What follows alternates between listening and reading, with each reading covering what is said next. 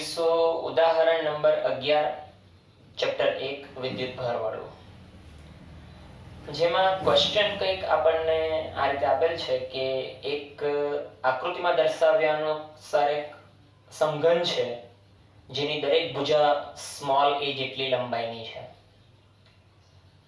Small a નું મૂલ્ય નીચે આપેલું છે 0.1 મીટર. વધુમાં આ આકૃતિ પર વિદ્યુત ક્ષેત્ર અપ્લાઈડ છે જે ત્રણ દિશાના ત્રણ અલગ આપેલા છે, Ex, Ey અને Ez, જેમાંથી Ex એક વિધેય સ્વરૂપે આપેલું છે જે છે ax⁻², મતલબ પછી સમજીએ, દાખલો ચાલુ કરીએ એટલે. અને y અને z દિશાનો 0,0 આપેલું છે. જ્યાં પેલો સોરી મેં એ બોલી ગયો છે, Ex actually α(x⁻²), બરાબર. એટલે જ્યાં આલ્ફા એક અચળાંક છે જેનું મૂલ્ય આપેલું છે 800 એકમ બળ ઉપર જોઈએ, ન્યૂટન પ્રતિ કુલમ મીટર/1/2 છેદમાં. આટલું આપી દીધું બાદ આપણને કીધું છે કે ભાઈ કુલ ફ્લક્સ શું મેળવો, એટલે ગાઉસનો નિયમનો ઉપયોગ થવાનો, અને એડિશનલી વિદ્યુત ભાર પણ શોધો. ઠીક છે, ચલો તો આકૃતિમાં હું એના પહેલા ડેટા શો ઓફ કરું. તો અહીં બધી ભુજા સ્મોલ a જેટલી છે, એટલે આ પણ a, બાકી બધી જ છે. x ડાયરેક્શન છે, પરફેક્ટ. ત્રણ દિશાના ત્રણ વિદ્યુત ક્ષેત્રો કીધા ને, તો આપણે ત્રણેયના નામ આપીએ. તો સૌપ્રથમ x દિશાની અંદર આપણને આપેલું વિદ્યુત ક્ષેત્ર આમ, જેનું નામ છે Ex, અને તે છે α(x⁻²)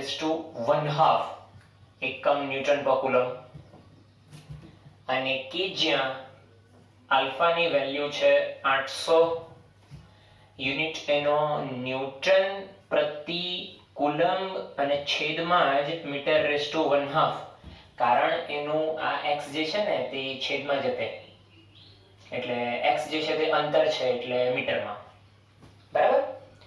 બાકીના બે ડેટા વિશે આપણને ટેન્શન આપેલું નથી, એટલે Ez છે તે પણ 0 છે અને Ey છે તે પણ 0 છે. સિમ્પલ. અને હા, જે મેં છાयांकित કરેલા એટલે કે રેખાંકિત કરેલા જે બે સમતલ છે એ ઇફેક્ટ કરશે વિદ્યુત ક્ષેત્ર ફ્લક્સ માટે. કારણ તમને કહું, આપણે ગાઉસની થિયરી જ્યારે જોઈ ગયા ત્યારે સંકલન EDA કરાવતા તો dA એટલે ક્ષેત્રફળ સદિશ, તો જેટલા મેં છાयांकित નથી કરેલા, એટલે કે મારું જે બોક્સ ખરું એ 3D માં એવું સમજો કે આમ બહાર આવેલું છે, જેની પાછળની જે ભુજા ખરી તે x અક્ષ પર મૂકેલી છે, પાછળના સમતલની નીચેની લાઈન. તો એ જે સમતલ ખરું પાછળનું, પછી આપણી બાજુ આવ્યું આ આગળનું, એ પછી આ ટોપ ફ્લોર ને આ બોટમ ફ્લોર, આ બધાના જે કઈ બી ક્ષેત્રફળ સદિશ આવવાના dA એ બધા 90 ડિગ્રી થવાના x સાથે. કેમ? Ex x ડાયરેક્શનમાં દોડવાનો, એટલે જો મેં આનો ક્ષેત્રફળ સદિશ દોરું, આનો આમ, એ આવવાનો અહીંયા dA, સિમ્પલ. અને આનો ક્ષેત્રફળ સદિશ દોરું એ પાછળ, એટલે એ આવવાનો dA પાછળ. ક્લિયર? તો સપાટી 1 અને સપાટી 2 એને આપણે લેફ્ટ અને રાઈટ નામ આપી દઈશું. તો લેફ્ટ માટે તમારા માટે dA, તો ક્ષેત્રફળ સદિશ E આગળ. રાઈટ માટે તમારા માટે dA, તો ક્ષેત્રફળ સદિશ વિદ્યુત ક્ષેત્ર સદિશ આગળ. એટલે ખૂણા ડિઝાઇન થવાના, એટલે લેફ્ટ અને રાઈટ આ વખતે બી આવવાનો, જેમ આપણે ઉદાહરણ 12 માં જોઈ ગયેલા. અને બાકીના સમતલ અસર કરતા નથી, એટલે મારા માટે એ નોન ઇફેક્ટિવ રિજન્સ છે. તો આ બે પર મારે વર્ક કરવાનું. બીજું, 12મા ઉદાહરણમાં આપણને છૂટા છૂટા બી શોધવા કદાચ કીધેલા, અને આપણે ત્રણને છૂટા બી શોધેલા. આજે કદાચ મને જરૂરત લાગતી નથી, કારણ કે પ્રશ્ન બે જ પૂછેલા છે, કુલ ફ્લક્સ પૂછેલું છે અને વિદ્યુત ભાર પૂછેલું છે. તો ચલો ડાયરેક્ટ જ મેં એક્ટિવેટ કરી દઉં છું મારું કામકાજ. અહીં કુલ ફ્લક્સ જે છે flux phi total is phi from left side, phi from right side. આ બંનેના સમીકરણ ગાઉસના નિયમ એક્ટિવ કરીએ.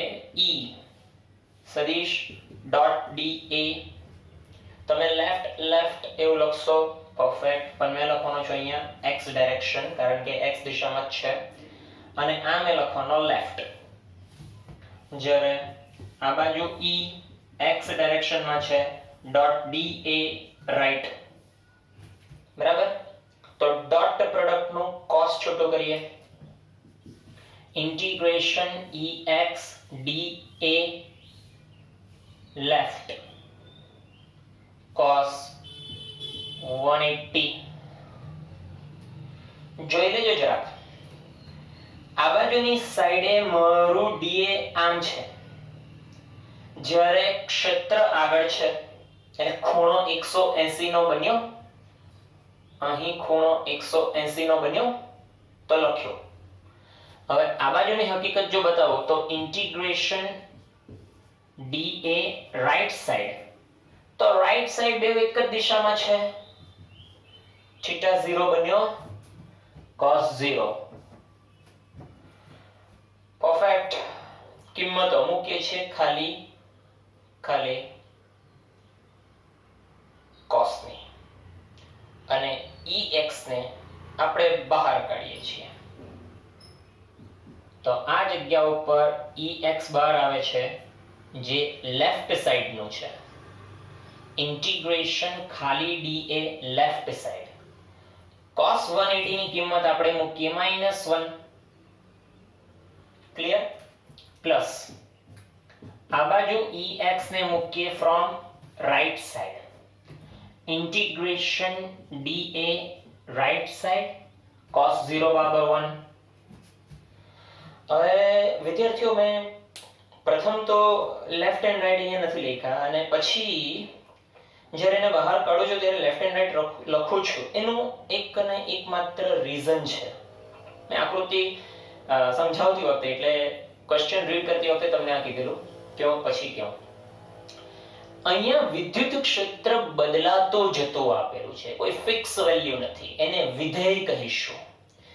ઇન શોર્ટ, જેમ જેમ આપણું x અંતર બદલાતું જાય છે તેમ તેમ આપણા વિદ્યુત ક્ષેત્રનું મૂલ્ય બદલાતું જાય છે, અને એ ઘટતું જાય છે.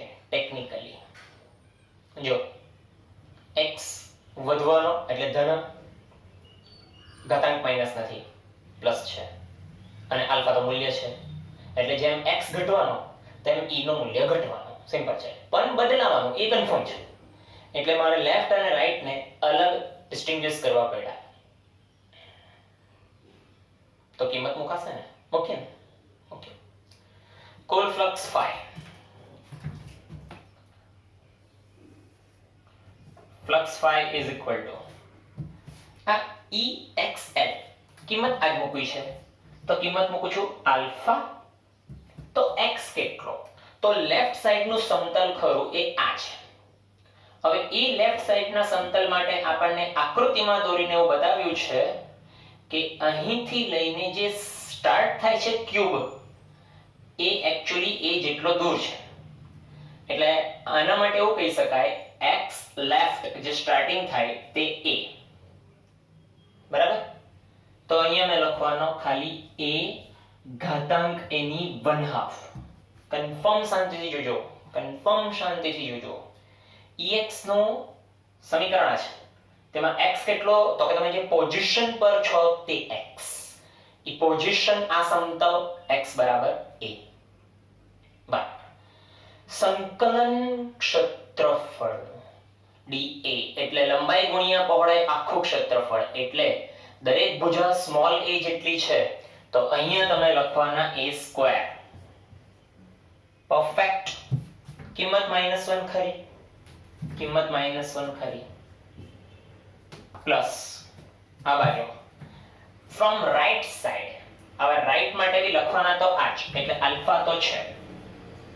પણ કૌંસની વાત કરું તો x ફ્રોમ રાઈટ અહીંયા આ સમતલ, તો x રાઈટ કેટલું? ટ્વાઇસ a વત્તા a, ટ્વાઇસ a. સાચવજો, ટ્વાઇસ a ઘાતાંક 1/2 પાછો dA. ભાઈ એકમ સમતલ તો a સ્ક્વેર ને, લંબાઈ ગુણ્યા પહોળાઈ, a સ્ક્વેર +1. જેટલું સામાન્ય નીકળે એટલું સામાન્ય પહેલા કરીએ. તો જે સામાન્ય નીકળવામાં લાગે છે મને તે છે આલ્ફા, બીજું છે a ની ઘાતાંક 1/2 a ની ઘાતાંક 2, બરાબર. તો કૌંસમાં હવે કોણ બચશે? તો કે આ તરફ બચી ગયું આ બગડો જેની ઘાતાંક 1/2 છે, એટલે રેસ્ટો 1/2. બાકીનું બધું નીકળી ગયું. અહીંયાથી -1 બચેલો છે, -1. ચાલો,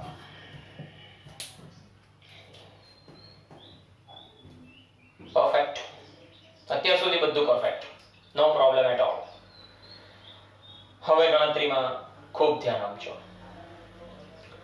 આધાર સમાન તો ઘાતાંકોનો સરવાળો, આવું શીખી ગયા, બરાબર.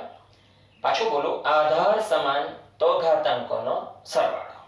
હવે અહીંયા a અને a આધાર દેખાતી છે, એટલે મેં રફ વર્ક તમને સાઈડ પર કરીને બતાવું કે ઘાતાંકોનો સરવાળો કેવો મળે. એટલે હું તો કે 1/2 + 2 એમ કરું તો લસા લઈને 5/2 આવશે. કન્ફર્મ? પરફેક્ટ. તો અહીંયા મેં આગળ જવા દઉં મારું કામ. આલ્ફા a ની ઘાતાંક 5/2 કૌંસની અંદર વર્ગમૂળ 2 - 1, રૂટ એટલે 1/2 એટલે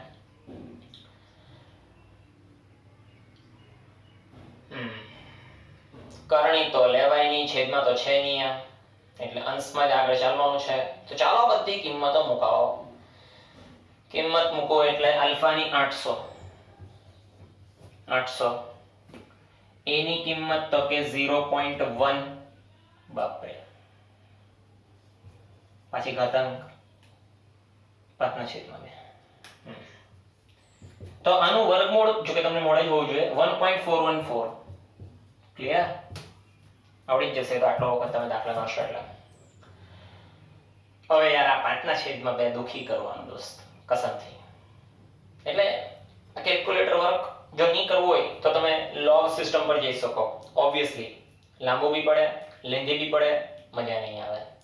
તો બેટર વે સિમ્પ્લિફાઈ મેં મારા હિસાબે કરું, જોયા કરો. આ હતું total flux phi, that for અહીંયાથી પાછું એ જ વસ્તુને આગળ કન્ટિન્યુઅસ કરું છું. 800 નું 800. હવે જરાક મેથેમેટિકલ જે કળા ખરી ને તે જરાક જોજો. અહીંયા 0.1 ને મેં કન્સિડર કરી શકું છું 10⁻1 મોકો. મને ખબર નહીં 10 સમથિંગ જે બી આવે ને બહુ ગમે.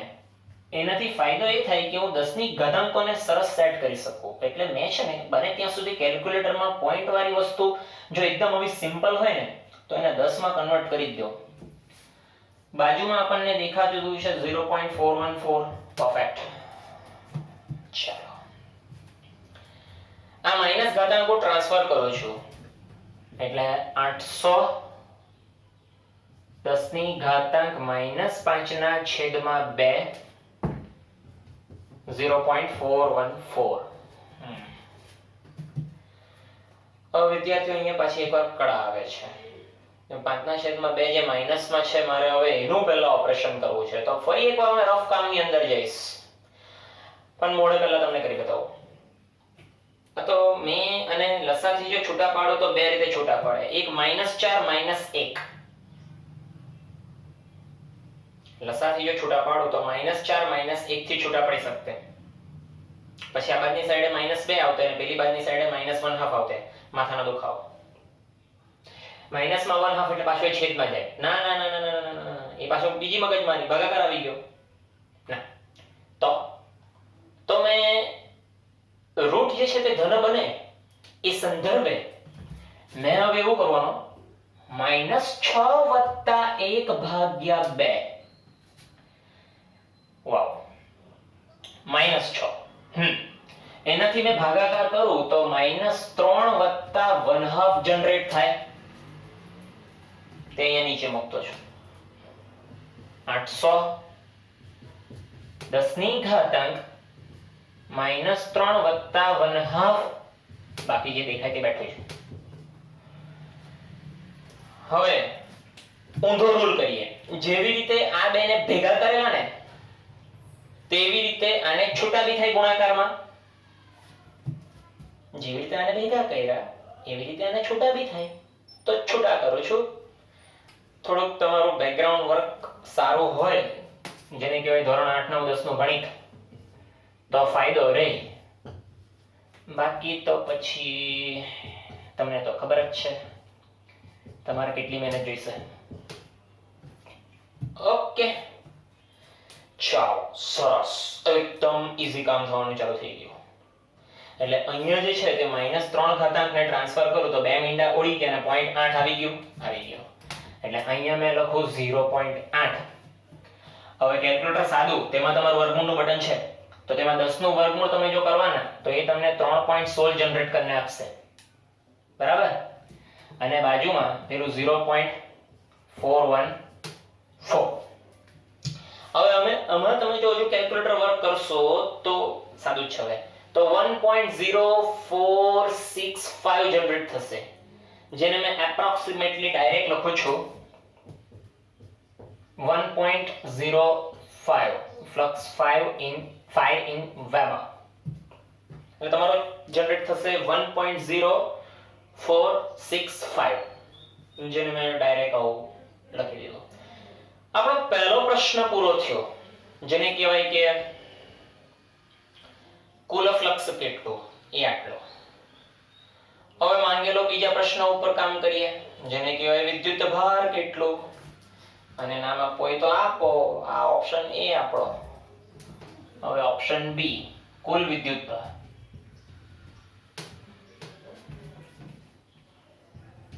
ચાલો, એના માટે પાછું ફ્લક્સનું સમીકરણ, જેમાં સિગ્મા ક્યુ બાય એપ્સિલોન 0 ગાઉસનો નિયમનું બીજું સ્વરૂપ, જેમાં સિગ્મા ક્યુ ને કરતા બનાવું છું. બહુ સરળ છે આ તો, પેલા જેવું થઈ ગયું સર, આપણે ઉદાહરણ 12 માં લાસ્ટ કરેલું તેવું જ.